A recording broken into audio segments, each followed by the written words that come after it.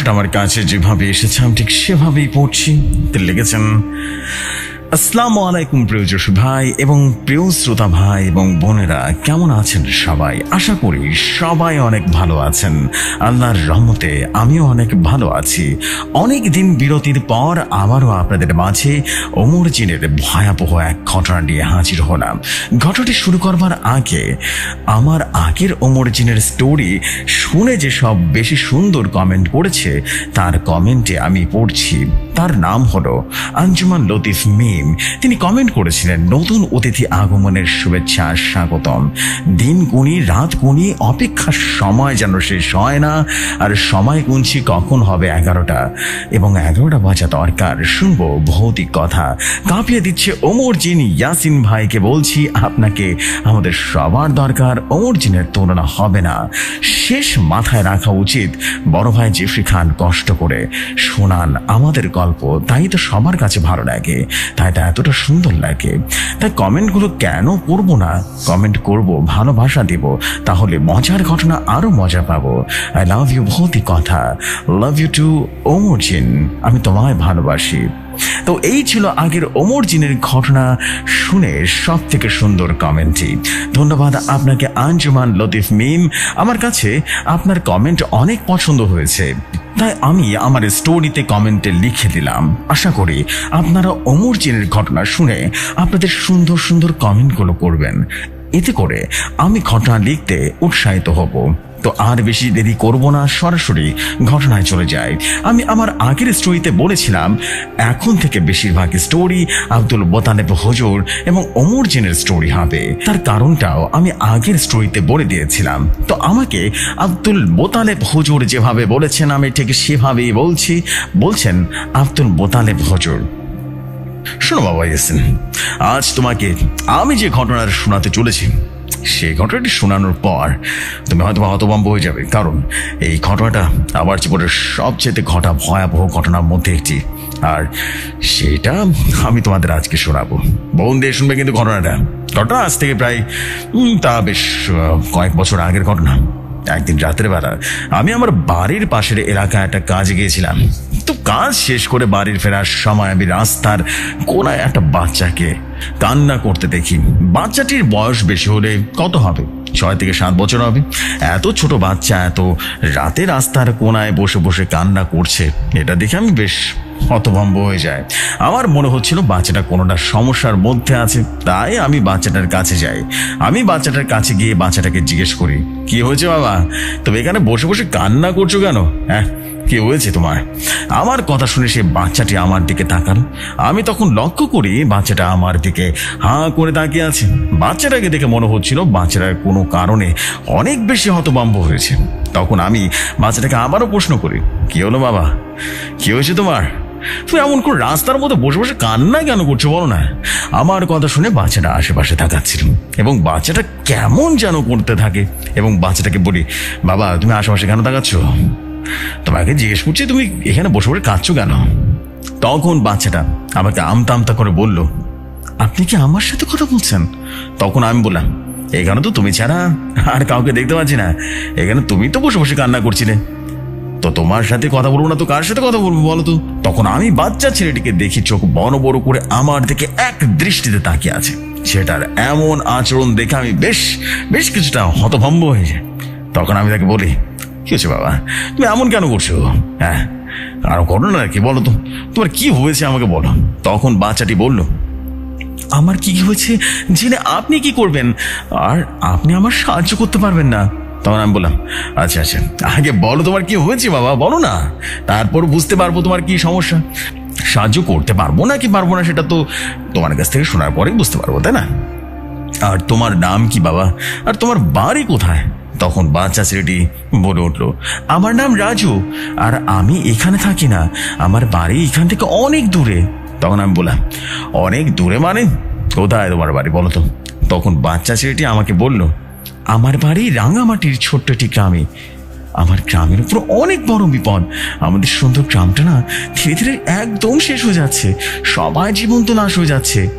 বাচ্চা ছেলেটার এমন কথা শুনে আমি বেশ কিছুটা হতভম্ব হয়ে যায়, আর মনে মনে চিন্তা করতে থাকি এত রাতে এত ছোট একটা বাচ্চা এখানে বসে বসে কান্না করছে, আর এখন বলছে ওর বাড়ি নাকি রাঙামাটি। এই ছেলেটা না এত দূর এখানে কি করে আসলো আমি না কিছুতেই বুঝতে পারছিলাম না। তখন সকল চিন্তা বাদ দিয়ে আমি ছেলেটাকে প্রশ্ন করি, কি বলছো বাবা, তোমার বাড়ি রাঙামাটি? আচ্ছা, তুমি কি এখানে তোমার পরিবারের সাথে এসেছো? আর তুমি কি পথ হারিয়ে ফেলেছো? বলো তো, তোমার ঠিকানাটা আমাকে বলো তো, আমি তোমাকে তোমার পরিবারের মানুষের কাছে পৌঁছে দেবো। তখন ছেলেটি কান্না জড়িত কণ্ঠে বলল, আমার পরিবারে কেউ জীবিত নেই, একটা শয়তান আমার পরিবারের সবাইকে মেরে ফেলেছে। সেই শয়তানটা আমার পুরো পরিবারের, পুরো গ্রামের সবাইকে ধীরে ধীরে মেরে ফেলেছে। আমি অনেক কষ্টে পালিয়ে এসেছি এখান থেকে। এখন আমি আমি আমি একটা পুরো একা হয়ে গেছি। তখন আমি বললাম, তুমি কি বলছো বাবা? আমি তো তোমার কথা কিছু বুঝতে পারছি না, আর তাছাড়া তুমি এত দূরে এখানে কি করে আসতে পারতো? তখন ছেলেটি বলল, আমি যেখানে খুশি সেখানে যেতে পারি এখন। আমার আমার এখন কোনো ভয় নেই। আমার শুধু চিন্তা আমার গ্রামবাসীর জন্য। তাদের সবাইকে সে শয়তানটা ধীরে ধীরে বেড়ে ফেলছে। এটা ভেবে আমার অনেক কষ্ট লাগছে, তাই আমি এখানে বসে বসে কান্না করছি। বাচ্চা ছেলেটি এই কথাটা বলে আবারও ফুপিয়ে ফুপিয়ে কান্নাকাটি শুরু করলো। বাচ্চা ছেলেটা কান্না করতে দেখে আমার নিজের কাছে খুব খারাপ লাগছিল। আমি তখন ছেলেটার পাশে গিয়ে বসি, আর যখন আমি বাচ্চা ছেলেটার মাথায় হাত দিয়ে সান্ত্বনা দিতে যাবো, ঠিক সেই সময় বাচ্চা ছেলেটা আমার থেকে কিছুটা দূরে সরে গেল। আর তখন বাচ্চা ছেলেটি আমাকে বলল, দয়া করে আপনি আমার কাছে আসবেন না, আমার থেকে আপনি দূরে থাকুন। সেটার এমন অদ্ভুত আচরণ দেখে আমি বেশ অবাক হয়ে যাই। তখন আমার চোখ যায় বাচ্চা ছেলেটার চোখের দিকে।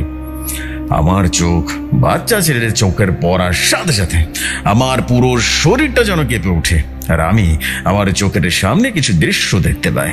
আমি যেন তখন অন্য মনস্ক হয়ে গেছিলাম, অন্য এক কল্পনার জগতে হারিয়ে গেছিলাম। আমি ঝাপসা ঝাপসা কিছু দেখতে পাচ্ছিলাম। তখন আমি দেখতে পাই একটা গ্রাম। সেই গ্রামের পুরো জমির মধ্যে ফাটল ধরেছে। মনে হচ্ছে জমির উর্বরতা যেন একদম নষ্ট হয়ে গেছে। আমি আরো দেখতে পাই যার দিকে কাক উড়ে যাচ্ছে, আর সেই গ্রামে অসংখ্য পরিমাণে কাকে তারুয়া দাঁড়িয়ে আছে। দেখে মনে হচ্ছিল পুরো গ্রাম যেন কাকতুরিয়া ভরে গেছে। তারপর আমি আরো দেখতে পাই অনেকগুলো মানুষ একসাথে জড়ো হয়ে কোথায় যেন যাচ্ছে। আমি আর কিছু দেখার আগে সেই ছেলেটি আমার চোখ থেকে রীতিমতো চোখ সরিয়ে নেয়। সেই ছেলেটি আমার চোখ থেকে চোখ সরিয়ে নেওয়ার সাথে সাথে আমি আমার সজ্ঞানে ফিরে আসি। আমি কল্পনার জগৎ থেকে যেন বেরিয়ে এসে ছেলেটাকে বললাম, আচ্ছা, তোমার ব্যাপারটা আমি ঠিক ভালো করে মনে হচ্ছে না। আমার মনে হচ্ছে তোমার বিপদটা অনেকটা জটিল। আর তাছাড়া আমি কিছু দৃশ্য দেখছি এখন। আমি আর কিছু বলতে যাবো, তখনই ছেলেটি আমাকে থামিয়ে দিল আর বলল, আপনি কে আমি জানি না, কিন্তু আপনি আমার এই বিষয়ে জড়িয়েন না। আপনাকে দেখে অনেক ভালো মানুষ মনে হচ্ছে। আমি চাই না ওই সন্তানটা আপনারও জীবন নিয়ে নিক। তখন আমি বললাম, দেখো বাবা, জীবন মৃত্যু তো সব আল্লাহর হাতে। আমার আল্লাহ আমার মৃত্যু যেভাবে রেখেছে আমি তো ঠিক সেভাবে মারা যাবে, তাই না? আর আমার দায়িত্ব মানুষের সাহায্য করা। তুমি আমাকে যেভাবে রেখেছো আমার মৃত্যু সেভাবেই হবে, আর আমার দায়িত্ব মানুষের সাহায্য করা। তুমি আমাকে বলো তোমার গ্রামে কি হয়েছে, আর তুমি যে শয়তানটার কথা বলছো সে বা কে? আমার কথা শুনে বাচ্চা ছেলেটি আমার দিকে আবারও এক দৃষ্টিতে তাকিয়ে থাকলো, এক হতভম্ব দৃষ্টি। কিছুক্ষণ তাকিয়ে থাকার পর ছেলেটা আমাকে বলল, আপনি কি আমাকে এক গ্লাস পানি খাওয়াতে পারবেন? আমার অনেক পানি পিপাসা লেগেছে। তখন আমি তাকে বললাম, আচ্ছা আচ্ছা ঠিক আছে বাবা, তুমি এখানে বসো, আমি এখনই তোমার জন্য পানি নিয়ে আসছি, কেমন? তারপর আমি সেই বাচ্চা ছেলেটিকে সেখানে রেখে পানি আনতে চলে যাই। আমি যখন পানি নিয়ে আবারও সেই বাচ্চা ছেলেটির কাছে আসি, তখন আমি না অবাক হয়ে যাই, কারণ সেখানে সেই বাচ্চা ছেলেটা ছিল না। আমি অনেক খোঁজাখুঁজির পর তাকে একবারও খুঁজে পেলাম না। অনেক খোঁজাখুঁজির পর আমি আমার বাড়িতে চলে আসি। বাড়িতে আসার পর আমার বোনটা কেমন যেন ছটফট করছিল সে বাচ্চাটার জন্য। সে বাচ্চাটার মুখে অনেক মায়া ছিল। সে বাচ্চাটাকে দেখে আমার মনে হচ্ছিল সে বাচ্চাটা অনেক বড় কোনো বিপদে আছে, কিন্তু বাচ্চাটা আমাকে কিছু না বলে চলে গেল। সেই বিষয়টা আমাকে বারবার যেন ভাবাচ্ছে। এমন করে অনেকক্ষণ ভাবনা চিন্তা করার পর আমি বেলাল আর সিদ্দিককে ডাকলাম। আমার ডাকার সাথে সাথে বেলাল আর সিদ্দিক চলে আসে। বেলাল আর সিদ্দিক এসে আমাকে সালাম দিয়ে বলল, আসসালামু আলাইকুম মুতালিব, এত রাতে আমাকে স্মরণ করেছেন, কোনো সমস্যা হয়েছে কি? তখন আমি তাদের সালামের উত্তর দিয়ে আমার সাথে একটু আগে যা যা ঘটেছে সব কিছু তাদেরকে খুলে বললাম। আমার কথা শোনার পর বেলাল আমাকে বলল, তালেব, তোমার কথা শুনে তো মনে হচ্ছে বাচ্চাটার কোনো সমস্যা অনেক জটিল। আর তাছাড়া বাচ্চাটা বলেছে ওর গ্রামের সব মানুষকে ধীরে ধীরে একটা শয়তান বেড়ে ফেলেছে। এই বিষয়টা অনেক চিন্তার বিষয়। আচ্ছা, তুমি চিন্তা করো না, আমাকে কিছুক্ষণ সময় দাও, আমি দেখছি। বেলাল আর সিদ্দিক এই কথাগুলো বলে সেখান থেকে চলে যায়। প্রায় ঘন্টা দুয়েক পর তারা আবারও চলে আসে। বেলাল আসছে, ঠিক আসার পর আমি তাদের মুখে একটা হতাশার ছাপ দেখতে পেলাম। তাদের দেখে অনেকটাই হতাশ মনে হচ্ছিল। তখন আমি তাদেরকে প্রশ্ন করলাম, কি হয়েছে আপনাদের, এমন হতাশ মনে হচ্ছে কেন আপনার? তখন সিদ্দিক বলল, তালেব, আমরা অনেক চেষ্টা করছি সেই বাচ্চা ছেলে রাজুর ব্যাপারে খোঁজ খবর নিতে, কিন্তু আমরা রাজুর কোনো খবর জোগাড় করতে পারিনি। আর তাছাড়া তুমি যেখানে বসে রাজুর সাথে কথা বলছিলে, আমরা সেখানে থেকে সকল জিনদের জিজ্ঞাসা করেছি রাজুর ব্যাপারে, কিন্তু সেখানে থাকা সকল জিনেরা বলেছে সেখানে তারা তোমাকে দেখেছে ঠিকই, কিন্তু তোমার সাথে কোনো বাচ্চা ছেলেকে তারা দেখেনি। তারা বলেছে যে তুমি নিজে নিজে কথা বলছিলে সেখানে। সিদ্দিকের এই কথা শুনে আমি বেশ অবাক হয়ে যাই এবং আমি সিদ্দিককে বললাম, কি বলছেন আপনারা এসব? এটা কি করে হতে পারে? আমি তো একদম নিশ্চিত আমি সেখানে একটা বাচ্চা ছেলেকে দেখেছি আর তার সাথে আমি কথা বলেছি। তখন সিদ্দিক বলল, তালেব, তুমি সারাদিন এখন শুধু জিন প্রেতাত্মা নিয়ে ব্যস্ত থাকো। হয়তোবা তুমি ভুল দেখেছ, হয়তো সে বাচ্চাটি তোমার কল্পনার একটা অংশ ছিল। সিদ্দিকের এই কথাটা শুনে আমি বেশ রাগান্বিত হয়েছি আর রাগান্বিত কণ্ঠে বললাম, আপনাদের কি মনে হয় কোনটা কল্পনা আর কোনটা বাস্তব এটা আমি বুঝি না? আমি নিশ্চিত সেখানে কোনো রাজু নামের বাচ্চা ছিল আর আমি তার সাথে নিজে কথা বলেছি, বুঝতে পেরেছেন? তখন বেলাল আমাকে বলল, তালেব, তুমি রাগ করো না, কিন্তু তুমি এটা তো বোঝার চেষ্টা করো যে সেখানে তোমার সাথে কোনো বাচ্চাকে দেখোনি, সেখানে উপস্থিত থাকার জিনগুলো কাউকে দেখেনি। এখন যদি সে বাচ্চাটা কোনো মানুষ না হয়ে আত্মা হয় তাহলে জিনরা তাকে দেখতে পেত, কিন্তু সেখানে সেই জিনগুলো তোমার সাথে কোনো বাচ্চাকে দেখেনি। আমি তখন বললাম, এটা হতেই পারে না, এটা আমি বিশ্বাস করি না, এটা আমি বিশ্বাস করি না। তখন বেলাল আর সিদ্দিক একসাথে বলল, আচ্ছা মোতালেব, তুমি এখন ঘুমিয়ে পড়ো, তোমার এখন বিশ্রামের প্রয়োজন। এই বিষয় নিয়ে আমরা পরে কোনো একদিন কথা বলবো, ভুলে যাও আজকের ঘটনা। তখন আমি আর কিছু বললাম না। তারপর বেলাল আর সিদ্দিক সেখান থেকে চলে যায়। তারা চলে যাওয়ার পর আমি বেশ চিন্তায় পড়ে যাই আর ভাবতে থাকি, কি হলো ঘটনাটা? সে ছেলেটাকে সত্যি আমার কল্পনা ছিল, কিন্তু আমার কোনোভাবে সে কল্পনা তো সেটা মনে হচ্ছিল না। এমনই চিন্তা করতে করতে একটা সময় আমি না ঘুমিয়ে পড়ি, বুঝতেই আছেন। তারপর সেখানে আমার ঘুম ভাঙার সাথে সাথে আমি কোনো কিছু চিন্তা না করে রাঙামাটির উদ্দেশ্যে রওনা দিয়ে দিই, কারণ রাজু আমাকে বলেছিল তার বাড়ি রাঙামাটি। আমি জানি রাঙামাটি জায়গাটা অনেক বড়, কিন্তু তবু আমি রাজুর সন্তান সেই রাঙামাটির উদ্দেশ্যে রওনা হই। তারপর অনেক দিন কেটে যায়। আমি পুরো রাঙামাটি একেবারে তন্ন তন্ন করে রাজুকে খুঁজেছিলাম, কিন্তু কোথাও তাকে পাইনি। এমনই একদিন আমি জঙ্গলের ভেতরে হাঁটতে হাঁটতে একটা গ্রামে এসে পৌঁছে যাই। সেই গ্রামটা জনবসতি থেকে অনেকটা দূরে ছিল। জঙ্গলের ভিতরেই এই গ্রামকে দেখে আমি অনেকটাই যেন হতভম্ব হয়ে যাই। আর আমি আরো অবাক হই এইটা দেখে যে আমি রাজুর চোখ দিকে রীতিমতো তাকে যে ঝাপসা ঝাপসা দৃশ্য, যে গ্রামের প্রতিচ্ছবি দেখেছিলাম, এই গ্রামটা ঠিক সেরকমই ছিল। পুরো গ্রামে ছোট ছোট ঘর আছে, গ্রামের পুরো মাটিটা একেবারে ফেটে গেছে। দেখে মনে হচ্ছিল পুরো গ্রামের জমির উর্বরতা একেবারে নষ্ট হয়ে গেছে। পুরো গ্রামের চারিদিকে ছড়িয়ে পড়েছে অসংখ্য পরিমাণে কাকতাড়ুয়া। একটা গ্রামে এত বেশি কাকতাড়ুয়া দেখে আমি কেন, যে কোনো মানুষ অবাক হয়ে যাবে, গুণে শেষ করা যাবে না, এত সংখ্যা পরিমাণে ছিল সেখানে কাকতাড়ু। তখন আমি গ্রামটাকে ভালো করে দেখার জন্য গ্রামের ভেতরে প্রবেশ করি। কিছুক্ষণ হাঁটার পর একেবারে হঠাৎ করে একটা লোক আমার সামনে এসে আমাকে জিজ্ঞেস করলো, কি মশাই, আপনি কে? আপনাকে তো এই গ্রামে কোনোদিন দেখিনি। তখন আমি বললাম, জি, আমি এই গ্রামের না, আমি অনেক দূর থেকে এখানে এসেছি, একটা বাচ্চার সন্ধানে এসেছি। আচ্ছা, আপনাদের গ্রামের রাজু নামের কোনো বাচ্চা আছে কি? আমার মুখে রাজু নামটা শোনা মাত্রই সেই লোকটা আমাকে উদ্দেশ্য করে বলল, আপনি কার নাম বললেন? আপনি রাজুর কথা জিজ্ঞেস করলেন? তখন আমি বললাম, জি হ্যাঁ, আমি রাজু নামে একটা ছেলে খুঁজছি। আমি পুরো রাঙামাটি তন্ন তন্ন করে খুঁজেছি রাজু নামে সেই ছেলেটাকে। আপনাদের গ্রামে কি সে 6 থেকে 7 বছরের কোনো ছেলে আছে যার নাম রাজু? তখন গ্রামের সেই লোক বলে উঠল, না, আমাদের গ্রামে 6 থেকে 7 বছরের মধ্যে কোনো রাজু নামের ছেলে নেই। আপনি ভুলবশত অন্যখানে চলে এসেছেন মশাই। সেই লোকটার কথা শুনে আমি না বেশ হতাশ হয়ে পড়ি। কিন্তু আমার সন্দেহ হচ্ছে যে লোকটা কি আমাকে মিথ্যা কথা বলছে, কারণ আমি রাজুর চোখের দিকে তাকিয়ে যে দৃশ্যগুলো দেখেছিলাম, এই গ্রামের দৃশ্য ঠিক তাদেরই একটা। আমার মন বলছিল যে এখানে আমি সেই ছেলেটার সন্ধান পাবো।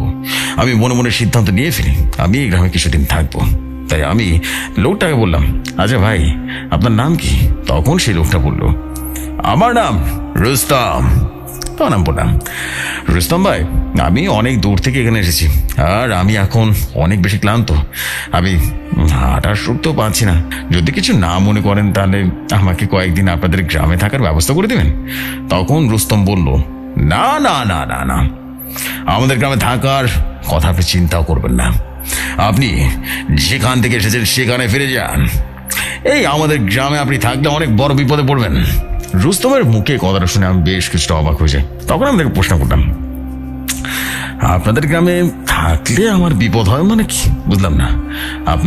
আপনি বলতে কি বোঝাতে যাচ্ছেন আমি বুঝতে পারছি না।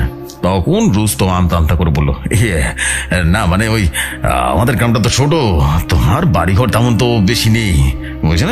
বেশি ভালো না। আপনাকে দেখে অনেক ভালো পরিবারের লোক মনে হচ্ছে। আপনি আমাদের ঘরে থাকবেন, আপনার তো অনেক সমস্যা হবে, তাই বলছিলাম আর কি। তো আমি বললাম, না না না, কোনো সমস্যা হবে না, আপনি দয়া করে আমাকে থাকার ব্যবস্থা করে দিন। এমন করে অনেকক্ষণ বলার পর একটা সময় রুস্তম রাজি হয়ে যায়। রুস্তম তখন আমাকে বলল, আচ্ছা আচ্ছা, আপনাকে আমি এখানে কয়েকদিন থাকতে দিতে পারি, তবে আর শর্ত আছে। আমি বললাম, কি শর্ত শুনি? তখন রুস্তম বলল, আমাদের গ্রামে একটা নিয়ম আছে, আপনি যদি আমাদের গ্রামে কিছুদিন থাকতে চান, সেই নিয়ম অনুযায়ী মেনে চলতে হবে আপনাকে। তখন আমি বললাম, কি নিয়ম শুনি? রুস্তম বলল, আমাদের গ্রামে প্রতি বুধবার রাত 10টার পর কেউ ঘর থেকে বের হয় না, এবং বাইরে যায় হয়ে যাক না কেন, পুরো ঘর থেকে কেউ বের হয়ে যাবে না। আপনি যদি এই নিয়ম মেনে থাকতে চান তাহলে আপনি এই গ্রামে থাকতে পারেন কিছুদিনের জন্য। রুস্তমের এমন কথা শুনে আমি বেশ অবাক হয়ে যাই, আর তাকে বললাম, আচ্ছা আচ্ছা, আপনাদের এই নিয়ম মানতে আমার কোনো সমস্যা নেই, কিন্তু আমি জানতে পারি কি এরকম অদ্ভুত নিয়মের কারণ কি হ্যাঁ এই গ্রামে?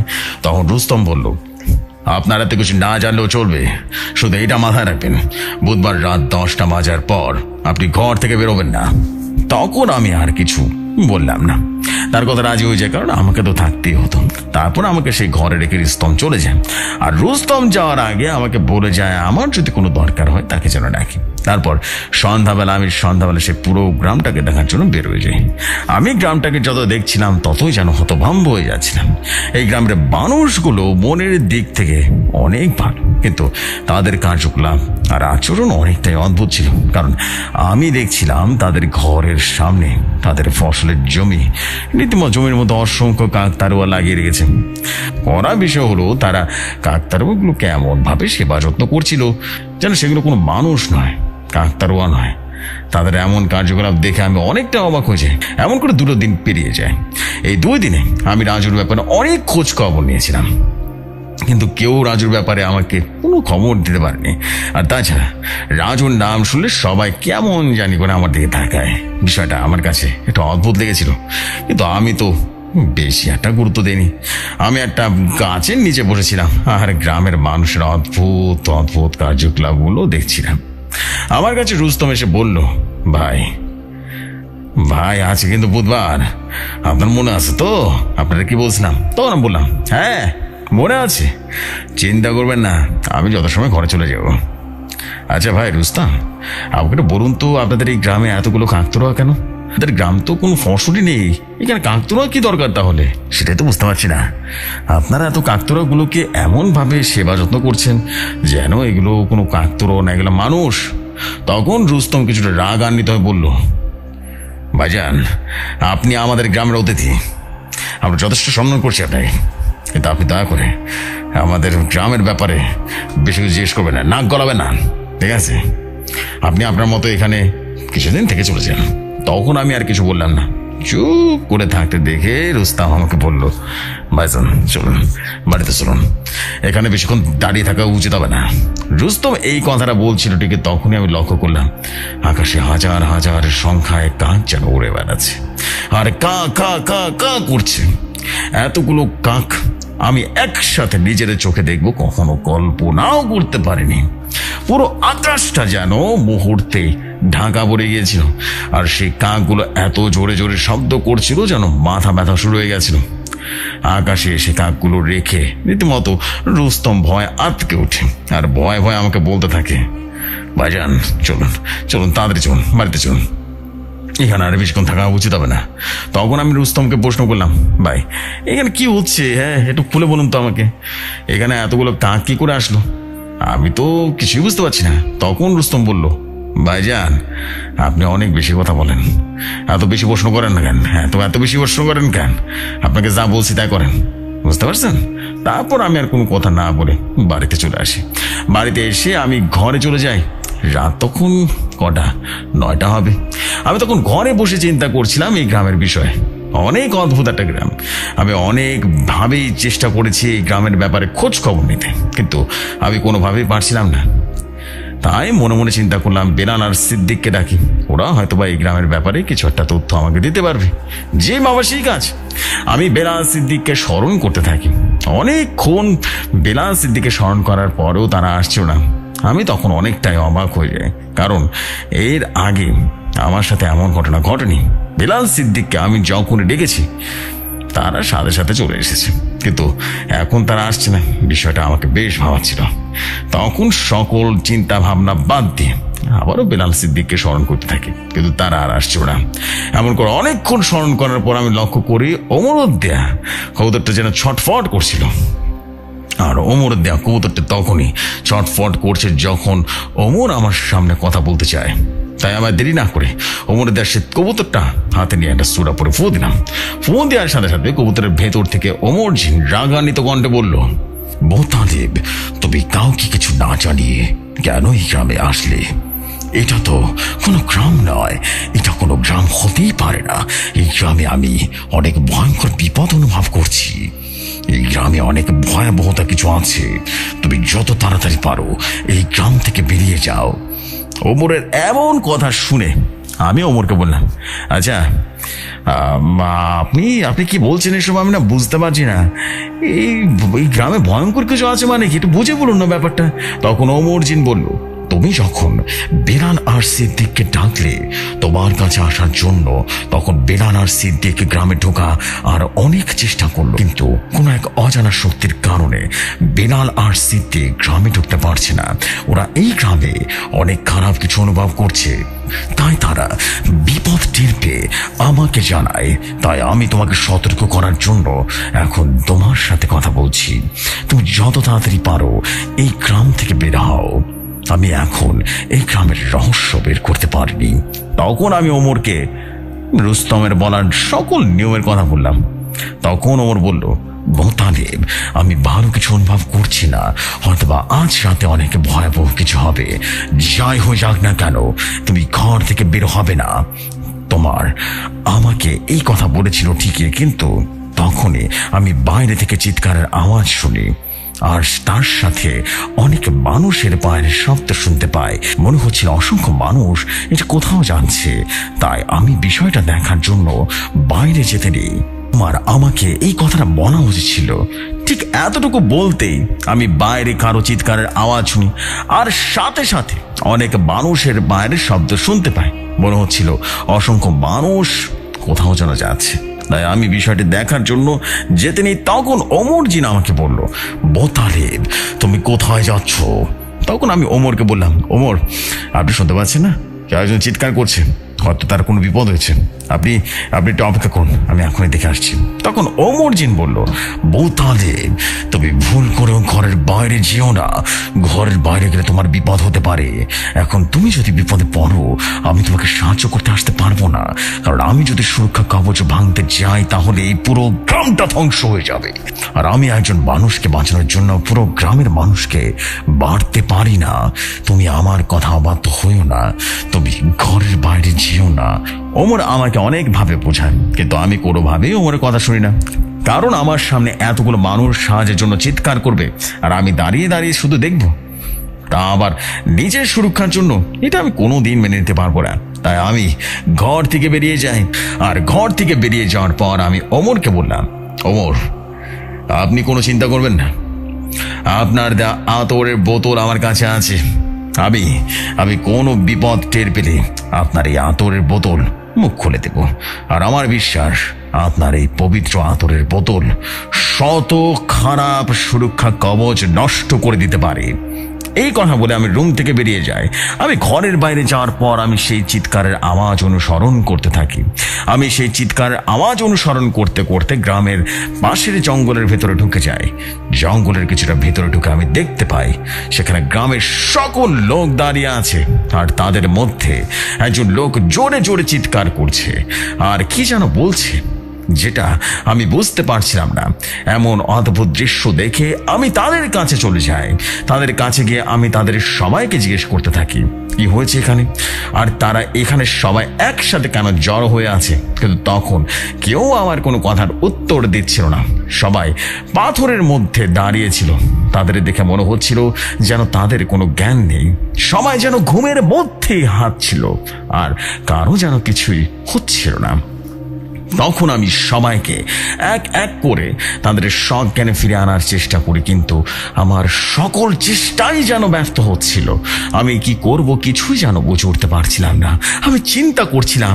ঠিক ওই সময় আমি লক্ষ্য করলাম সকলে গ্রামের লোকেরা আমাকে অদ্ভুতভাবে তাকিয়ে আছে। তাদের চোখের পলক পড়ছে না।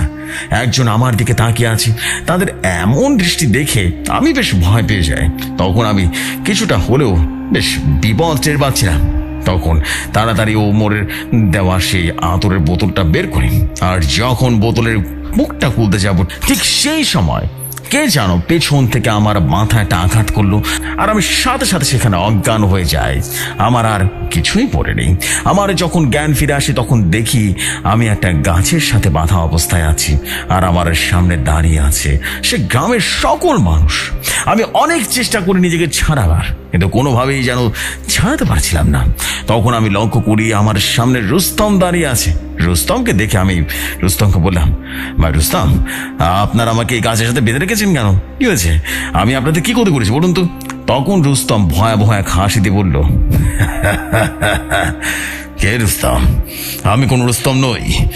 আমি আবার প্রভুর গোলাম মাত্র। তোকে আজ আমার প্রভুর ভোগ হিসেবে দিব। তুই আমাদের ধ্যান ভগ্ন করার চেষ্টা করেছিস, তার সাথে তোকে পেতে হবে। আমার প্রভু আসবে এখন। এই কথা বলে রুস্তম জোরে জোরে হাসতে থাকে। আমি খেয়াল করি সবাই একটা খালি জায়গায় রক্ত ঢালছে। সবাই মিলে সেই খালি জায়গাটা রক্ত ঢালতে ঢালতে ঢালতে ঢালতে একটা সময় পুরোপুরি যেন লাল করে ফেললো। পূর্ণিমার আলোয় আমি স্পষ্ট দেখতে পেলাম সেই দৃশ্যটা। তারপর সবাই রক্ত ঢালা একদম বন্ধ করে দিল, একসাথে জড়ো করে কি যেন মন্ত্র উচ্চারণ করছিল, যা আমি বুঝতে পারছিলাম না। এমন করে অনেকক্ষণ মন্ত্র পড়ার পর আমি লক্ষ্য করলাম সেখানে চারদিকে কালো কালো কাকে যেন ভরে গেছে। সেই রক্তলাল জায়গাটায় কাকগুলো যেন ঘূর্ণিঝড়ের মতো ঘুরছিল। তার একটু পরে সে সকল কাকগুলো যেন একসাথে জড়ো হয়ে বিশাল ভয়ঙ্কর এক দানবীয় রূপ নিয়েছিল। সেটা আমি আজও বলতে পারিনি। একটা শয়তান যে এতটা ভয়াবহ হতে পারে সেটা আমার কল্পনারও বাইরে ছিল। আর সেই ভয়ঙ্কর শয়তানটার পুরো শরীর কাকে কাকের রীতিমতো পাখনা দিয়ে ভরে গেছে। বুকটা পুরোপুরি কাকের মতো, হাত পা গুলো কাকের হাত পার মতো হয়ে গেছে। কি বিভৎস দেখতে সে ভয়ানক শয়তানটাকে আমি বলে বোঝাতে পারবো না। আর তার আকৃতি ছিল অনেকটাই বিশাল। আর সে বিশাল দেহী শয়তানটা সেখানে হাজির হওয়ার পর আমি দেখতে পেলাম সকল মানুষগুলো তাদের সামনে মাথা নত করে ভক্তি করছে। আর তাদের মধ্যে কিছু মানুষ একসাথে বলছে, আমার প্রভু মুকাসির, মুকাসির, আপনার জন্য আপনার ভক্তরা ভোগ জোগাড় করেছে। আপনি আপনি আপনার ভোগ গ্রহণ করুন। তখন আমি বুঝতে পারি এই শয়তানের নাম মুকাসির। এই শয়তানটা এই গ্রামে এই মানুষের সাথে কি করছে তা আমি বুঝতে পারছিলাম না। আমি 4 দিন এই গ্রামের মানুষগুলোর সাথে মিশেছি, কিন্তু আমার কোনোভাবেই মনে হয়নি তারা কোনো শয়তানের পূজা করে। তাদের দেখে অনেকটা ভালো মনে হয়েছিল। আমি সকল চিন্তা করছিলাম, আর তখন আমি ওই শয়তান মুকাসসিরের ভয়ঙ্কর আওয়াজ শুনতে পাই। মুকাসসির ভয়ঙ্কর আওয়াজ করে বলছিল, তোরা আমার গোলাম, তোরা আজ আমার জন্য ভোগ এনেছিস, আমি তোদের উপর অনেক খুশি। এভাবে সব সময় আমার পূজা করবি, ভক্তি করে যাবি, তাহলে বেঁচে থাকতে পারবি। আর কেউ যদি আমার কথার অবাধ্য হোস, তাহলে তো তোরা ভালো করে জানিস আমি তোদের সাথে কি করতে পারি। তোরা দেরি করছিস কেন? তাড়াতাড়ি আমার পূজাটা সম্পূর্ণ কর, আর পূজা শেষ করে আমার ভোগ আমাকে দে। মুকাসসিরের এমন কথা শোনার পর সবাই তার সামনে তার পূজা করতে থাকে। তখন আমি বুঝতে পারি আমার হাতে আর বেশি সময় নেই, একটু পরে আমাকে শয়তান ভোগ হতে হবে। আমি মৃত্যুকে ভয় পাই না, কিন্তু আমি আমার এমন মৃত্যু কোনোদিনও চাই না। আমি চাইনি আমি কোনো শয়তানের ভোগ হয়ে যাই। তখন আমি আল্লাহর কাছে সাহায্য চাইতে থাকি, কারণ তখন আমার আল্লাহ ছাড়া আর কেউ আমাকে সাহায্য করতে পারবে না। তাই আমি আল্লাহর কাছে সাহায্য চাইতে থাকি, মনে মনে সাহায্য চাইতে থাকি। হঠাৎ করে আমি লক্ষ্য করি কে জানো আমার হাতের বাঁধনটা খুলে দিয়েছে। তখন আমি পেছন করে তাকিয়ে দেখতে চাই, কিন্তু তার আগে একটা বাচ্চা কণ্ঠ আমাকে বলল, হুজুর আপনি আর পেছনে তাকাবেন না, আপনি যত তাড়াতাড়ি পারবেন এই জায়গাটা থেকে পালিয়ে যান। এখান থেকে গিয়ে আপনি আগে আপনার পুরো শরীর বন্ধ করুন, আর যেভাবে পারেন আপনাকে সুরক্ষিত করুন। পেছন থেকে বাচ্চা কণ্ঠটা আমার অনেক পরিচিত মনে হচ্ছিল। আমার মনে হচ্ছিল এই সেই কণ্ঠটা আমি আগেও শুনেছি। তখন আমার মনে পড়লো রাজুর কথা। রাজুর কণ্ঠস্বরটা অনেকটা এমনই ছিল। তখন আমি বুঝতে পারি আমার পেছনে রাজু দাঁড়িয়ে আছে, আর রাজুই আমার হাতের বাঁধনটা খুলে দিচ্ছে। আমার হাতের বাঁধনটা খোলার পর রাজু আমাকে সেখান থেকে পালাতে বলে, আর আমাকে এটাও বলে দেয় যে তাকে নিয়ে যেন চিন্তা না করি, রাজু নাকি সুরক্ষিত আছে। তাই আমি বেশি দেরি না করে সেখান থেকে সবার চোখ ফাঁকি দিয়ে পালাতে শুরু করলাম। আমি অনেক কষ্টে সেই জঙ্গল থেকে পালিয়ে বের হয়ে যায়। বিশাল এক চিৎকারের আওয়াজ শুনতে পাই সেই জঙ্গলে। চিৎকারটা শুনে আমি বুঝতে পারি এটা আর কারো নয়, শয়তান মুকাসসিরের চিৎকার। আমি এটাও বুঝতে পারি যে আমাকে সেখানে দেখতে না পেয়ে সেখানে সে শয়তানটা ভীষণ রাগান্বিত হয়ে গেছে। তাই আমি বেশি দেরি না করে আমার পুরো শরীর বন্ধ করে ফেলি, আর আমার চারিদিকে গোল বৃত্ত এঁকে সেখানে দাঁড়িয়ে এক মনে সূরা পড়তে থাকি। আর আমি যখন সূরা পড়ছিলাম তখন আমি লক্ষ্য করি আমার আশেপাশে গ্রামের সকল লোক যেন দাঁড়িয়ে আছে, আর তারা অনেক অনেক চেষ্টা করছে আমাকে ধরার, কিন্তু তারা গোল বৃত্তর সামনে আসতে পারছিল না। এমন করে কতক্ষণ আমি সূরা পড়েছি আমার ঠিক মনে নেই। সূরা পড়তে পড়তে একটা সময় ভোরের আলো ফুটে উঠলো সেই গ্রামে। ভোরের আলো ফোটার সাথে সাথে আমি লক্ষ্য করি সেই গ্রামবাসী সকল মানুষের ভেতর থেকে একটা কালো ধোঁয়া যেন বেরিয়ে যায়, আর কালো ধোঁয়া বেরিয়ে যাওয়ার সাথে সাথে গ্রামের সকল লোক মুহূর্তের মধ্যেই রীতিমতো জ্ঞান হারিয়ে মাটিতে পড়ে যায়, আর আমিও সাথে সাথে অজ্ঞান হয়ে যাই। এরপর আমার আর কিছুই মনে নেই। আমার যখন জ্ঞান ফিরে আসে তখন আমি রুস্তমের দেওয়া সেই ঘরে শুয়ে আছি, আর আমার চারপাশে রুস্তম, গ্রামের লোকজন সবাই দাঁড়িয়ে আছে। তাদের সবাইকে দেখে আমি ভীষণ ভয় পেয়ে যাই, আর তাদের থেকে একটু দূরে সরে যাই।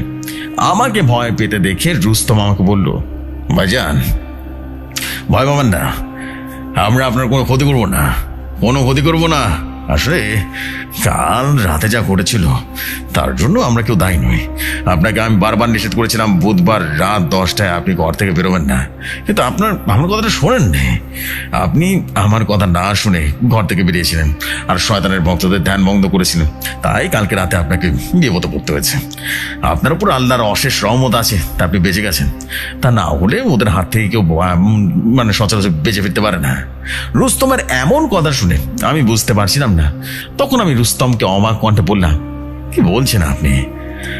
আপনার কথা আমি কিছুই বুঝতে পারছি না। তখন রুস্তম বলল, ভাইজান আমাদের গ্রামে একটা অভিশাপ আছে। এই শয়তান আমাদের এত সুন্দর গ্রামটাকে পুরো শ্মশানে পরিণত করেছে। আমি আপনার কাছে আজ কিছুই লুকাবো না, আপনাদের আজ সব কিছু বলবো। আসলে আমাদের গ্রামে শয়তানের নজর রয়েছে। সেই শয়তানটা তার শক্তি বাড়ানোর জন্য আমাদের গ্রামের সকল মানুষকে ব্যবহার করছে। আপনি যে আমাদের আজকে এত বড় কাকতরা দেখেছেন, সে কাকতরার রহস্যটা কি জানেন? আর আমরা কেনই বা সেই কাকতরাগুলোকে এত সেবা যত্ন করি সেটা কি জানেন? আসলে সেই কাকতরাগুলোর ভেতরে রয়েছে আমাদের সকলের প্রাণ। বিষয়টা অবিশ্বাস হলো একদম সত্যি। সেই শয়তানটা ওই কাকতাড়ুয়ার মধ্যে আমাদের প্রাণকে বন্দী করে রেখেছে। আমরা যদি এই গ্রাম থেকে পালানোর চেষ্টা করি না, তাহলে সেই শয়তানটা ওই কাকতাড়ুয়াগুলো নষ্ট করে ফেলবে, আর কাকতাড়ুয়াগুলো নষ্ট হয়ে গেলে আমরা সবাই একসাথে মারা যাব। তাই ভয়ে আমরা কেউ ওই গ্রাম থেকে পালানোর চেষ্টাও করি না, আর সবসময় কাকতাড়ুয়াগুলোর সেবা যত্ন করি। তখন আমি তাকে বললাম, কি বলছেন এসব আপনারা? এইটাও সম্ভব? আর তাছাড়া আপনারা কাল রাতে এরকম অস্বাভাবিক আচরণ বা কেন করছিলেন? শয়তানের পূজাই বা কেন করছিলেন? তখন রুস্তম বলল, ভাইজান, আমরা কেউ ওই শয়তানের পূজা করিনি। সেই শয়তান প্রতি বুধবার রাত 10টার পর তার অনুসারী যত শয়তান রয়েছে সবগুলো শয়তানকে আমাদের গ্রামের সকল মানুষের ভেতরে প্রবেশ করায় আর তার পূজা করায়। আমরা তখন আমাদের জ্ঞানে ঠিকই থাকি, কিন্তু আমরা কিছুই করতে পারি না। আমাদের শরীরটা আরেকজনের দখলে চলে যায় একেবারে। সে যেভাবে খুশি সেভাবে ব্যবহার করে, আর এভাবে আমাদের দিন যাচ্ছে। সেই শয়তানটাকে আমাদের প্রতি বুধবার একজন মানুষকে ভোগ দেওয়া লাগে। ধীরে ধীরে আমাদের গ্রামের সকল মানুষের শয়তানের শিকার হচ্ছে। এখন আপনি বলুন, আমাদের দোষটা কোথায়? আমরা কি এমন দোষ করেছি যে আমাদের গ্রামে এত ভয়াবহ অভিশাপ লিখেছি? বলুন তো। রুস্তমের এই সকল কথা শোনার পর আমি রুস্তমকে বললাম, ভাইজান, আপনারা চিন্তা করবেন না। আল্লাহর রহমতে আমি যখন বেঁচে ফিরেছি, আমি আপনাদের কথা দিচ্ছি, আমি আমার জীবন দিয়ে হলেও আপনাদের এই বিপদ থেকে উদ্ধার আমি অবশ্যই করব। তখন রুস্তম বললাম, ভাইজান, আপনি কি করে আমাদের এই বিপদ থেকে উদ্ধার করবেন? তখন আমি বললাম, ভাইজান, আমি একজন কবিরাজি করি, আর আমার কাছে রয়েছে শক্তিশালী ভয়াবহ জিন। আমার বিশ্বাস আমার সে বন্ধু জিন সমস্যার সমাধান করতে পারবে। আপনারা আমাকে কিছুক্ষণ সময় দিন, আমি একাই ঘরে থাকতে চাই, আপনারা আপাতত চলে যান। তখন রুস্তম বলল, আচ্ছা ভাইজান, তাহলে আমরা চলে যাচ্ছি, কিন্তু আমরা একটা বিষয় জানার খুব ইচ্ছা আছে। আচ্ছা, আপনি কাল ওই বাঁধন থেকে মুক্ত হলেন কিভাবে? তখন আমি বললাম, কেন, আপনাদের গ্রামের রাজু নামে যে ছেলেটি আছে না, সেই ছেলেটিতে কাল রাতে আমার বাঁধন খুলে দিয়েছে। আমি রাজু নামটা বলা মাত্রই আমি লক্ষ্য করলাম রাজুর নাম শোনার সাথে সাথে রুস্তম কেমন যেন করে উঠলো। তখন রুস্তম আমাকে বলল, ভাইজান, আপনি কোনো রাজুর কথা বলছেন বলুন তো? হ্যাঁ, আর তাছাড়া আমাদের গ্রামের রাজু নামের একটা ছেলে থাকতো। আজ তো কয়েক মাস আগে সে শয়তান সে বাচ্চাটাকে মেরে ফেলেছে, আর তার পেছনে অনেক ভয়াবহ একটা কাহিনী রয়েছে, কিন্তু সেই কাহিনীটা আমি জানি না। বারবার রাজুর কথা বলছেন আপনি। জানেন রাজুর একটা ভুলের কারণে ওর বাবা মা পুরো পরিবার মানুষকে মেরে ফেলেছে ওই শয়তানটাকে। হ্যাঁ, জানেন আপনি, পুরো পরিবারকে মেরে ফেলেছে ওই শয়তানটা। আর আমাদের গ্রামে এখন রাজু নামে কেউ থাকে না। রাজু অনেক আগে মারা গেছে। সে আপনার বাঁধন খুলে দিতে পারে কিভাবে? বুঝলাম না। রুস্তমের কথা শুনে আমি বেশ চিন্তায় পড়ে যাই। তখন আমি বললাম, আচ্ছা, এই বিষয়টা আপনার সাথে পরে কথা বলবো, আগে আমাকে কিছুক্ষণ একা থাকতে দিন। তারপর আমার কথা মতো গ্রামবাসীরা সবাই সেখান থেকে চলে যায়, এবং গ্রামের সকল লোক চলে যাওয়ার পর আমি ঘরের ভিতরে ওমরের দেওয়া সে কবুতর খুঁজতে থাকি। আমি যখন ওমরের দেয়া সেই কবুতরটা খুঁজতে থাকি, ঠিক সেই সময় আমি লক্ষ্য করলাম ওমরের দেয়া সে কবুতরটা উড়ে এসে আমার কাঁধে বসছে। তারপর আমি কবুতরটা হাতে নিয়ে শুয়া পড়ে 3 বার ফু দেওয়ার সাথে সাথে কবুতরের ভেতর থেকে ওমর জিন রাগান্বিত কণ্ঠে বলল, বোতালেব, তুমি অনেক অবাধ্য। তোমাকে আমি বারবার নিষেধ করার পরেও তুমি আমার কথা অমান্য হচ্ছ। সেই ঘর থেকে বেরিয়েছ, আল্লাহর অশেষ রহমতে তুমি বেঁচে গেছো। তুমি এতটা অবাধ্য কেন বলো তো? তখন আমি ওমরকে বললাম, ওমর, আমার ভুল হয়ে গেছে, আমাকে ক্ষমা করে দিন। আমি আপনার কথা অনেক বড় ভুল করে ফেলেছি, আর তার মাসুল আমাকে দিতেও হচ্ছে। আমি কথা দিচ্ছি আমি কোনোদিন আপনার অবাধ্য হবো না। আচ্ছা, আপনি আমাকে বলুন তো, এই গ্রামের মতো হচ্ছে নাকি? আর এই শয়তানটা কেন এই গ্রামের উপর এত অত্যাচার করছে? তখন ওমর বলল, বোতালেব, এই শয়তানটার নাম হচ্ছে বোকাশের। ও অনেক ভয়ঙ্কর প্রজাতির একটা জিন, অনেক শক্তিশালী এবং খারাপ একটা জিন, ইবলীসের পূজারী। আর বোকাশের নিজে নিজে এই গ্রামে আসেনি, কেউ ওকে এই গ্রামে চালান করেছে। আর তাছাড়া বোকাশের নিজে নিজে এই গ্রামে আসতে পারতো না, কোন একটা তান্ত্রিক মহাযজ্ঞের মাধ্যমে বোকাশিরকে এই গ্রামে চালান করেছে। এই গ্রামের চারদিকে অনেক শক্তিশালী সুরক্ষা কবচ তৈরি করে রেখেছে রেখেছে যাতে করে কেউ মুকাশিরকে থামাতে না আসতে পারে। আর এখন মুকাশির সুযোগ পেয়ে তার নিজের ক্ষমতা বাড়ানোর জন্য এই সকল খারাপ কাজ করছে। মুকাশির এখন দিন দিন অনেক বেশি শক্তিশালী হয়ে গেছে, ওকে যত তাড়াতাড়ি সম্ভব শেষ করতে হবে। আমি তখন ওমরকে বললাম, আচ্ছা ওমর, ওকে কোন তান্ত্রিক এই গ্রামে চালান করেছে আপনি জানেন? তখন ওমর বলল, আমি অনেক চেষ্টা করেছি জানার, কিন্তু কোনোভাবেই পারিনি কে চালান করেছে এই গ্রামে। কিন্তু যে চালান করে থাকুক না কেন সে অনেক বেশি শক্তিশালী, তাই আমি ওমর ও তার খবর বের করতে পারছি না। তখন আমি ওমরকে বললাম, আচ্ছা ওমর, আপনি কি মুকাশিরকে এখন বেড়ে ফেলতে পারবেন না?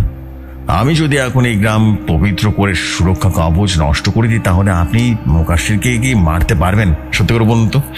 আমার কথা শেষ হতেই ওমর আমাকে বলল, মুতালিব, আমি চাইলে এখনই তোমার দ্বারা এই সুরক্ষা কবচ নষ্ট করে মুকাশিরকে বেড়ে ফেলতে পারি, কিন্তু আমি যদি মুকাশিরকে বেড়ে ফেলি তাহলে গ্রামের সকল মানুষ মারা যাবে। ওমরের কথা শুনে আমি ওমরকে বললাম, কি বলছেন আপনি? মুকাশির মারা গেলে এই গ্রামের মানুষ কেন মারা যাবে? ও মারা গেলে তো গ্রামের সকল মানুষ মুক্ত হবে, তাই না? আমার কথা শুনে ওমর তখন বলল, আসলে মুকাশির এখন এতটাই শক্তিশালী হয়ে গেছে যে তার শক্তির মাধ্যমে এমন একটা বন্ধন তৈরি হয়েছে যে যদি ও মারা যায় তার সাথে সাথে গ্রামের সকল মানুষ যত কাকতরা আছে সকলে আগুনে পুড়ে ছাই হয়ে যাবে। আর তুমি তো জানোই কাকতরাগুলো নষ্ট হলে এই গ্রামের মানুষগুলো মারা যাবে। তাই মুকাশিরকে বাড়তে হলে প্রথমে মুকাশিরের সাথে কাকতাড়ুয়াগুলোর বন্ধন নষ্ট করতে হবে। তখন আমি বললাম, এই করে এই বন্ধন নষ্ট করা যাবে সেটা আমাকে বলে দিন। ওমর তখন বলল, মুতালিব, এই কাজটা অনেক বেশি বিপজ্জনক, এই কাজটা করতে গেলে তুমি তোমার প্রাণ হারাতে পারো। তখন আমি বললাম, আমি আমার প্রাণের চিন্তা করি না, আপনি শুধু বলুন আমাকে কি করতে হবে।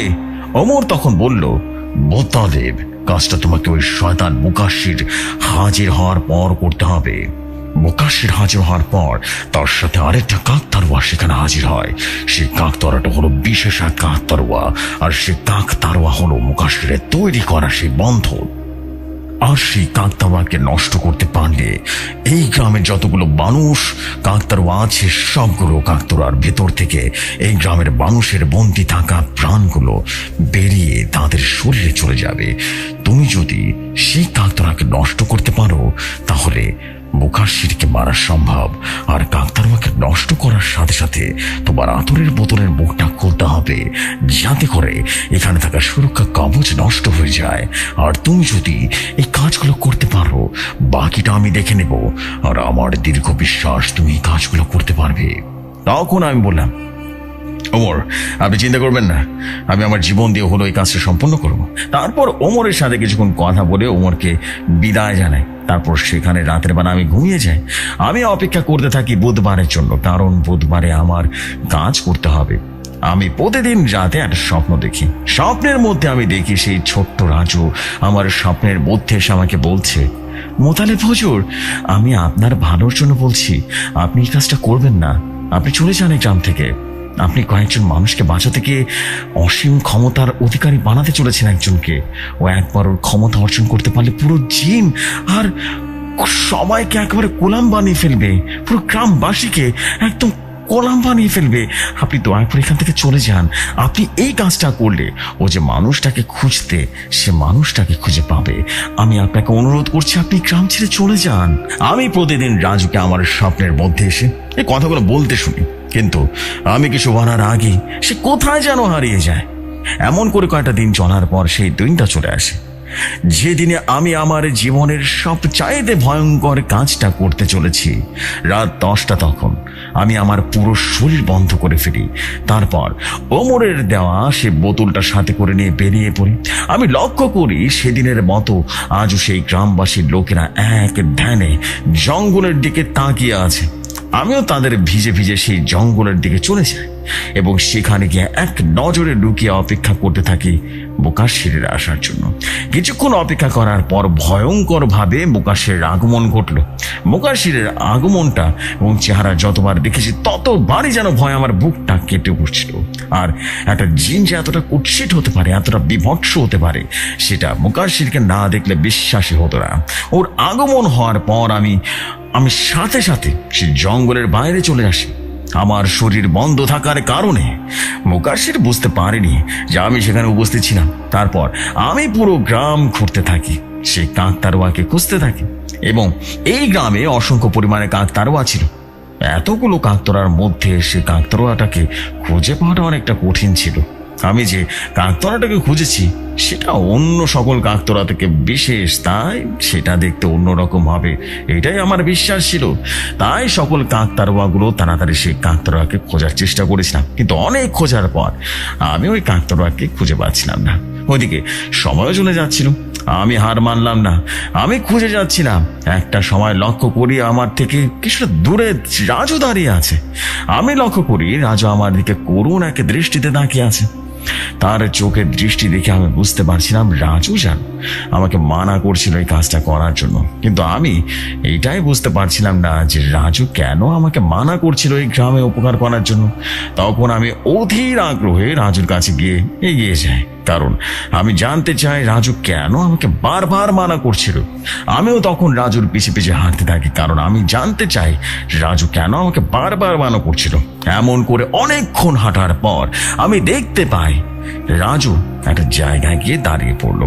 তারপর রাজু আমার দিকে পিছনে ঘুরে তাকিয়ে আবার করুণ দৃষ্টিতে তাকিয়ে অন্ধকারের মধ্যে কোথায় যেন হারিয়ে গেল। আমি তখন আর রাজুকে দেখতে পাই না। একটু আগে সেটা আমার সামনে ছিল, চোখের পলকে ছেলেটা আমার চোখের সামনে থেকে গায়েব হয়ে গেল।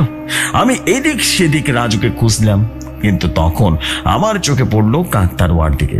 সেই কাকতাড়ুয়াটাকে দেখে আমি যেন ভয়ে আটকে উঠি। সেই কাকতাড়ুয়াটাকে দেখে অবিকল সে শয়তান মুকাশিরের মতো লাগছিল।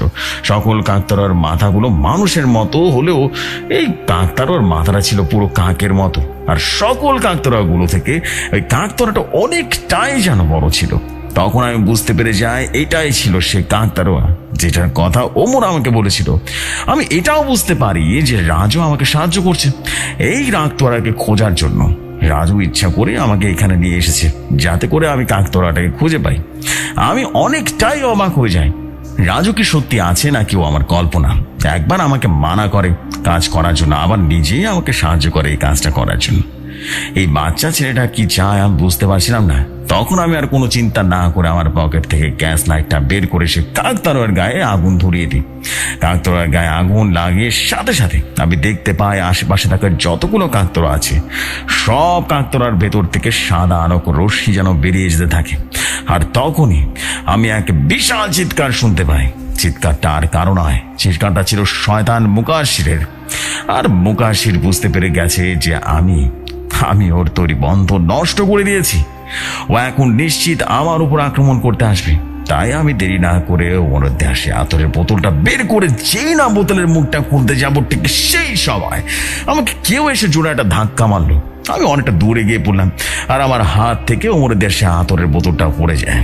আমি দেখতে পাই আমার সামনে শত শত কাকের মতো অবব যেন দাঁড়িয়ে আছে, আর সকল আববের পেছনে দাঁড়িয়ে আছে বিশাল দেখি ভয়ঙ্কর এক জিন মুকাশির তখন রাগে যেন গজ গজ করতে থাকে আর আমাকে বলল, আদম সন্তান, তোর এত বড় সাহস, তুই আমার বন্ধন নষ্ট করিস, আমার এত বছরের সাধনা তুই এমনি নষ্ট করে দিবি, আমি হতে দিতে পারি না। তুই আজ যে ভুল করেছিস তার শাস্তি তোকে আজ পেতেই হবে।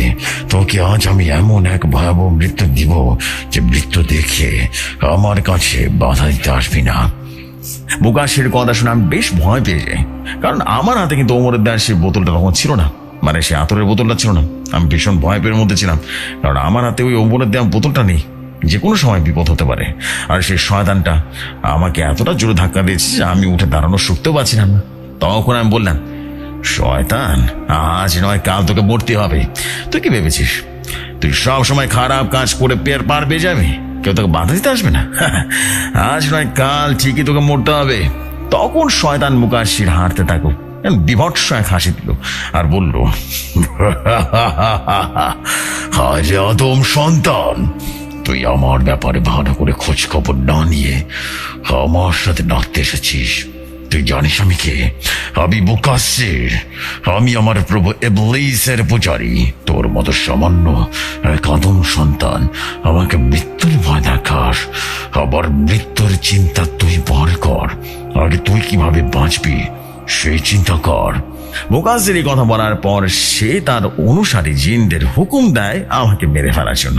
সেই জিনগুলো তখন আমাকে মারতে আসবে, ঠিক সেই সময় আমি দেখতে পাই ওমরের দেওয়া আতরের বোতলটার সামনে রাজু দাঁড়িয়ে আছে। আমি দেখতে পাই রাজু সেই বোতলটা হাতে নিয়ে সেই বোতলটা আমার দিকে ছুঁড়ে মারছে। তখন আমি সেই বোতলটা আমার হাত থেকে পেয়ে বেশি দেরি না করে সাথে সাথে সেই বোতলের মুখটা খুলে দিই। আর বোতলের মুখটা খুলে দেওয়ার সাথে সাথে সেখানে চারিদিকে যেন আতরের সুঘ্রাণ ভরে যায়। আর সেই আতরে যেন মুকাসসির অনুসারে জিনগুলো যেন ছটফট করতে থাকে। তারা যেন এই পবিত্র সুঘ্রাণ দিতে পারছিল না। তারা আমাকে মারবে তো দূরের কথা, আমার সামনে আসতে পারছিল না। তারপর আমি দেখতে পাই বেলাল আর সিদ্দিক এসে মুহূর্তে হাজির হয়েছে সেখানে। বেলাল আর সিদ্দিক হাজির হওয়ার পর তারা যেন রাগান্বিত কণ্ঠে বলল, শয়তান মুকাসসির, তোর এত বড় সাহস, তুই আমার প্রাণ প্রিয় বোতারি বন্ধুকে মারতে চাস? তোর আজ কি ভয়াবহ প্রণীত হবে তুই কি জানিস? তুই কল্পনা করতে পারবি না।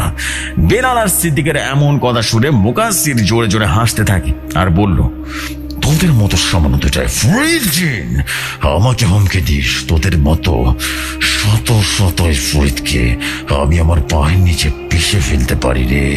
তখন বেলাল আর সিদ্দিক বলল, তোরকে আমরা মারতে পারবো না ঠিকই, কিন্তু চিন্তা করিস না, তোর মৃত্যুদূত এখানে আসছে তোর প্রাণ নিতে। বেলালের কথা শেষ হওয়ার সাথে সাথে চারিদিকে যেন তুমুল ঝড় শুরু হয়ে যায়। সেখানে যেন ভয়াবহ তাণ্ডব লীলা শুরু হয়ে গেল। চারপাশে গাছপালা যেন দুমড়ে মুচড়ে ভাঙতে শুরু করলো। আর সেই গ্রামে থাকা যতগুলো কাকতাড়ুয়া আছে সবগুলো যেন মুহূর্তে ঝড়ে ঝড়ে উড়ে যাচ্ছিল। কত ভয়াবহ সে দৃশ্য ছিল যা তুমি না দেখলে বুঝতে পারবে না ইয়াসিন, সম্ভব নয় এটা তোমার বোঝা। চারিদিকে যেন আকাশ কালো মেঘে ছেয়ে গেল, পুরো আকাশটা যেন বিদ্যুৎ চমকে গেল, পুরো আকাশ জমিন যেন থর থর থর থর করে কাঁপছিল। আমার মনে হচ্ছিল পুরো আকাশ প্রকৃতি সব কিছু যেন ওমরের আগমন প্রকাশ করছে। এতটা ভয়াবহ দৃশ্য দেখে মুকাসসির রীতিমতো ভয় ভয় বলে উঠল, কিরে কিরে, এত ঝড় হচ্ছে কি করে? এখানে তো ঝড় হচ্ছে কেন? কি করেছিস তোরা? সত্যি করে বল, সত্যি করে বল। আমি জোরে জোরে হাসতে থাকি আর বললাম, এইখানে এত ঝড় হচ্ছে কারণ এখানে আমার বন্ধু জিন আসছে, তোর মৃত্যু আসছে রে, অপেক্ষা কর। তখন মুকাসসির বলল, তোর বন্ধু মানে? কে তোর বন্ধু? আর কে এখানে এসেছে বল আমাকে। তখন আমি বললাম, এখানে তোর মৃত্যুদূত ওমর এসেছে। ওমর, হ্যাঁ, আমার বন্ধু ওমর এসেছে এখানে। ওমরের নাম শোনা মাত্র মুকাসসির সেখান থেকে পালানোর চেষ্টা করে, কিন্তু কোনো এক অজানা শক্তির কারণে মুকাসসির সেখান থেকে এক চুল নড়তে পারছিল না। মুকাসসিরের পুরো শরীর যেন জমে গিয়েছিল। তখন মুকাসসিরকে পালাতে দেখে আমি মুকাসসিরকে বললাম, কিরে শয়তান, আমার বন্ধুর নাম শুনলে পালানোর চেষ্টা করছিস? হ্যাঁ, কোথায় পালাবি আর কতদূর পালাবি? আজ তোর মৃত্যু নিশ্চিত।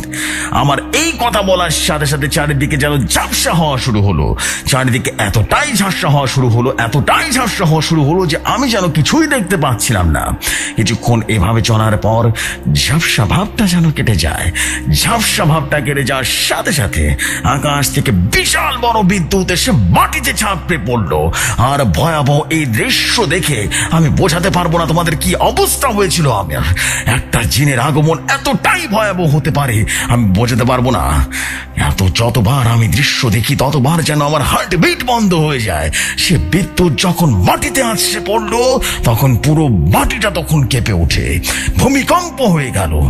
আর কিছুক্ষণ পর আমি দেখতে পাই আকাশ থেকে বিদ্যুৎ মাটিতে আটকে পড়েছে।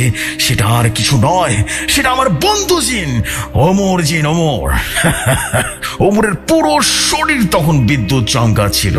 ওমরের চোখ দুটো যেন পুরো নীল হয়ে গিয়েছিল। কি বিভৎস সেই নীল!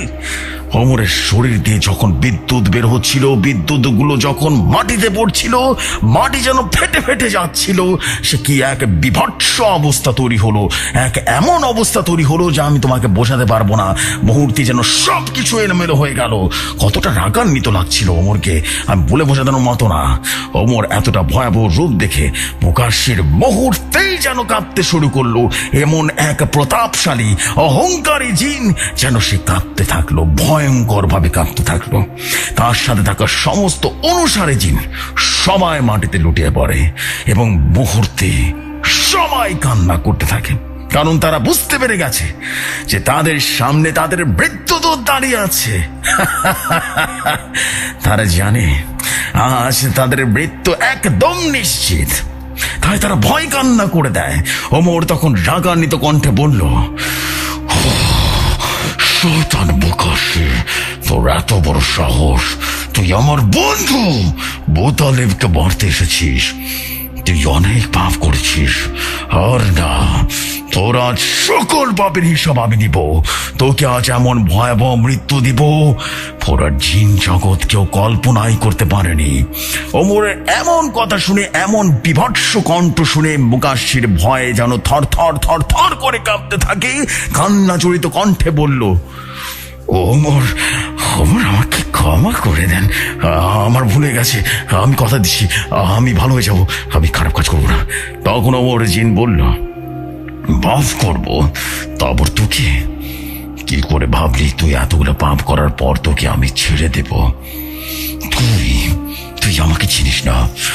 আমার কাছে ক্ষমা কোনোভাবে সম্ভব না। ক্ষমা চাইতে হলে মহান আল্লাহ তাআলার কাছে যা। আমি ক্ষমা করার কেউ নয়। আমার আল্লাহ আমাকে দায়িত্ব দিয়েছে, তবে সেই দায়িত্ব পালন করছি। আর আমার আল্লাহ তোদের মতো শয়তানকে মারার জন্য আমাকে সৃষ্টি করেছে। আমি ওমর, আর আমি আজ তাই করছি। এখন তুই তোর মৃত্যুর জন্য প্রস্তুত হয়ে রে। ওমরের এমন কথা বলার পর বিশাল এক রূপ ধারণ করা ওমর যেন আরো বিশাল হয়ে যায়, এক দানব হয়ে গেল, দানব। ওমরের পুরো শরীর যেন সজারুর কাঁটার মতো কিছু একটা বেরিয়ে গেল, বিভৎস সেই কাঁটার ভেতর থেকে যেন লাভা গলে গলে পড়ছিল। ওমরের হাতের নিচ থেকে আরো দুটো হাত যেন বেরিয়ে আসলো। কি সে বিভৎস সেই দৃশ্য! ওমর রাগান্বিত হয়ে গেল আর তার আসল রূপে ফিরে আসলো। এই যে আসল রূপ যে কতটা ভয়াবহ, যেটা না দেখলে বুঝতে পারবো না তোমাকে ইয়াসিন। কতটা ভয়াবহ সে ওমর বোঝানো সম্ভব নয়। ওমর তার ভয়াবহ রূপে আসার পর আকাশ পাতাল ঝাঁপিয়ে বিদ্যুৎ যত কিছু আছে সবকিছু যেন চাবুকের মতো সৃষ্টি হয়ে গেল। আর ওমর সেই চাবুকটা মুকাশশির গলায় ঠাস করে একেবারে পেঁচিয়ে ধরলো এবং মুকাশশির গলায় বিদ্যুতের সেই চাবুকটা বেচানোর সাথে সাথে ওমর মুকাশশিরকে সেই চাবুকের মাধ্যমে বারবার মাটিতে একসাথে মারতে থাকে। তাকে আকাশে উড়িয়ে ঘোরাতে কতটা বেদনাদায়ক মৃত্যু দিল, যেটা আমি ভাষায় প্রকাশ করতে পারবো না ইয়াসিন, সম্ভব নয়। তখন ওমরকে দেখে মনে হচ্ছিল অত মায়া দয়াহীন, হার্টলেস একটা জিন, অত ভয়াবহ, অত নির্দয়, ওর ভিতরে কোনো মানবতা নাই। নির্দয়ের মতো মারছিল, বিভৎস এক মৃত্যু দিচ্ছিল মুকাশশিরকে। এমন করে অনেকক্ষণ অত্যাচার করার পর ওমর আকাশ থেকে সোজা মুকাশশিরকে চাবুক সহ মাটিতে আছড়ে ফেলে। আর মুকাশশির যখন মাটিতে আছে বলল, মুকাশশির বিশাল বড় একটা চিৎকার দেয়।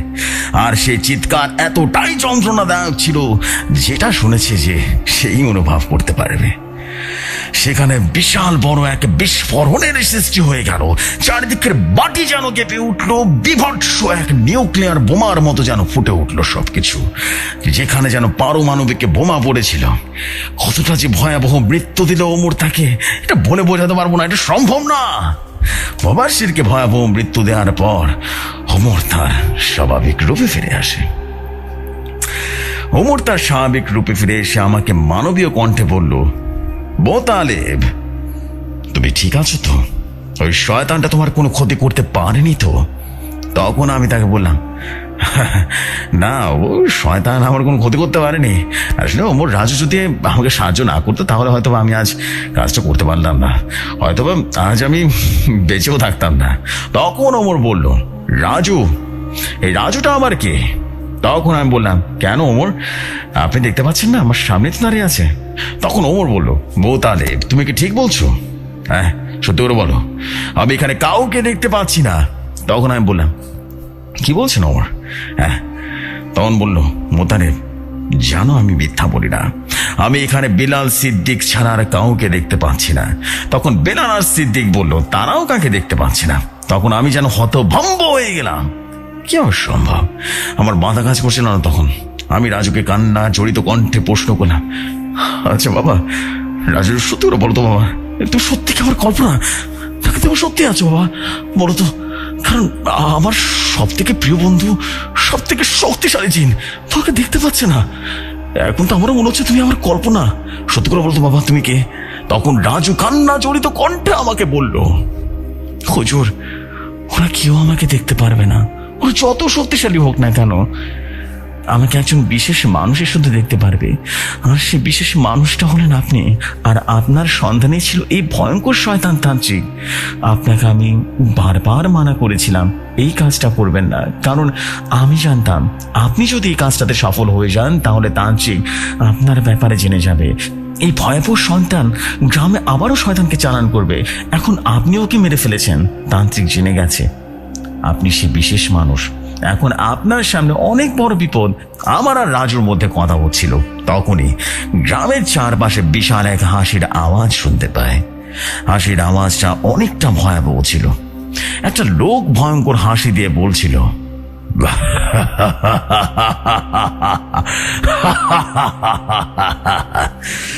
অবশেষে পেয়ে গেছি, অবশেষে পেয়ে গেছি। প্রস্তুত থাক মোতালেব, তোকে আমার প্রয়োজন। এইটা বলে শব্দটা কোথায় যেন হারিয়ে গেল, আর সেই শব্দটা শুনে ওমর রাগান্বিত কণ্ঠে বলল, এটা আবার কি? এখানে আরো কেউ আছে সেটা তো জানতেই পারলাম না, কিন্তু কি করে? আর মোতালেব, তুমি কার সাথে কথা বলছো? তখন আমি আমদান্ত করে বললাম, আমি এতটুকু বলে আব্দুল মোতালেব চাচা থেমে গেলেন।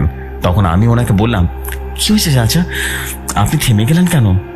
বাকি ঘটনাটা শোনান না। তখন আব্দুল মোতালেব চাচা বললেন, হ্যাঁ, বাকি ঘটনা না, আজ না, বাকি ঘটনা না হয় কাল শোনাবো। আজ অনেক রাত হয়ে গেছে, আজ ঘুমাতে যাও কেমন? কাল তোমাকে বাকি ঘটনা শোনাবো, আরো ভয়াবহ হবে বাকি ঘটনা। তো জেফরি ভাই, এই ছিল আজকের ঘটনা। এখন আপনারা বলতেই পারেন আমি বলেছিলাম কোনো খণ্ড ঘটনা দিব না, এখন কেন দিলাম? আসলে এখানে কোনো খণ্ড ঘটনা নয়, এই ঘটনাটা দুই পার্টে বিভক্ত। এই ঘটনাটা আমি একটা পার্ট দিলাম, আপনারা কোনোভাবেই ঘটনাটা বুঝতে পারবেন না, আর এই ঘটনাটা অনেক লম্বা হয়ে যাবে। তাই এই ঘটনার সেকেন্ড পার্ট নিয়ে শুক্রবার, মানে আগামী শুক্রবার ইনশাল্লাহ আপনাদের সাথে হাজির হব। তো জেফরি ভাই, ঘটনাটা কেমন লেগেছে জানাবেন।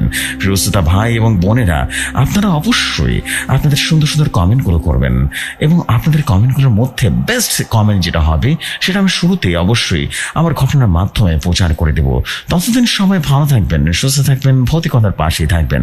আমি ইয়াসিন বলছিলাম, ভৌতিকতার একজন সম্মানিত অফিসার, স্টোরি টেলার অ্যান্ড পাগলা ফ্যান। আসসালামু আলাইকুম সবাইকে।